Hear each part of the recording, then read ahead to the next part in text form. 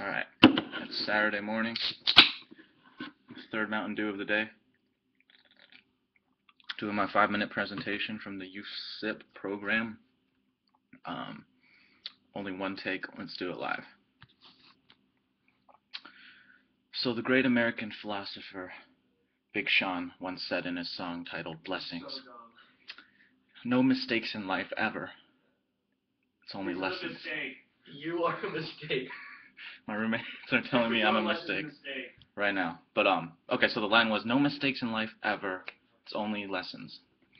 And as much as I hate to disagree with the future of rap, I think he's fundamentally mistaken about this concept, because he's committing a logical fallacy of a false choice, right?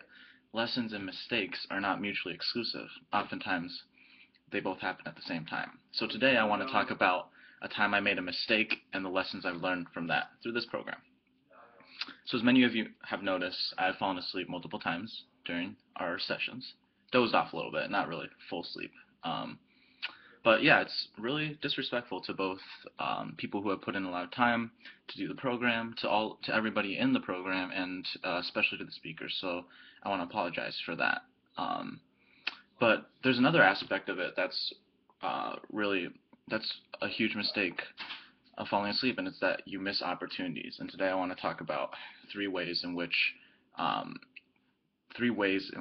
there are missed opportunities in our program, and ways that I've learned lessons to capitalize on those. So the first is the missed opportunity of presence. So every time I dozed off, I missed out a chance for one connection or one fact that would have maybe sparked my interest in another country, one lesson that I would have taken on for the rest of my life. So, when I take notes, sometimes I try at least every day to transcribe these onto my computer. So when we were doing diplomatic history, the Nye trials, thought they were really interesting, that Dr. McVeigh mentioned, and checked out some of the history of how the munitions industry really influenced Wilson and sort of the harbingers of the military-industrial complex.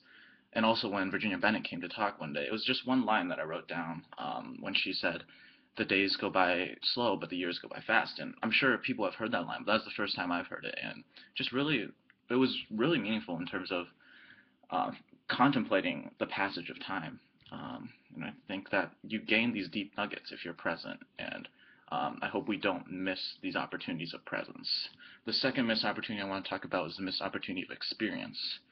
And the distinction between presence and experience is one between being in the moment and taking advantage of the moment and grasping the moment, engaging with the moment.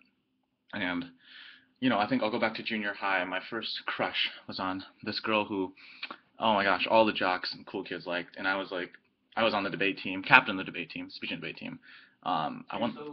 Still loser. I won the spelling bee. I was on something called Knowledge Masters, but we were in it together, and we had this really good connection, chemistry, if you will. We were both in the chemistry honors class, no big deal. But I just never took the chance to go after her. And her name was actually Alex Braverman. So if I were a braver man, I think I would have made that bold move. As my good friend Big Shot would say, we need to make these bold moves. So I think, like, this program, we don't just, all the possible connections through this program or the summer, this is probably a misplaced metaphor, I don't even know if that's a word, but just the analogy I want to make is don't, be brave and be bold, and, in all the possible connections from this program, from this summer, don't let this summer or this program be the one that got away. The third missed opportunity that, we always focus on presence, experience, living for the moment, but we sometimes forget about what happens after. And I want to talk a little bit about memory and memorializing the experience, remembering the experience. So there's this theory of memory that says it's not really about the type of experience that you have, it's how much you revisit it. So if you revisit memories a lot, they become ingrained in it's your hippocampus. But if you don't, they get ingrained in your cortisol, and they're just stored there, so you don't really remember them. So, take time to reflect every day, review your notes, just journal maybe, write a blog, and just experience the moment, be present, engage. But the third memory is one of remembering to remember these moments. So yeah, I just hope that as we when we all look back in the rear view mirror toward the USIP program, we don't, I hope we see all the detours that we took, the scenic routes, the times that we took the roads less traveled during this program. And I hope we are present, we experience them, but we also remember them. As Jay Sean. And if you see me dozing off in any context, if you see my eyes drooping, pinch me, slap me, kick me, teach me these lessons on lessons on lessons, and as the song goes, that's my life, man. Blessings on blessings on blessings.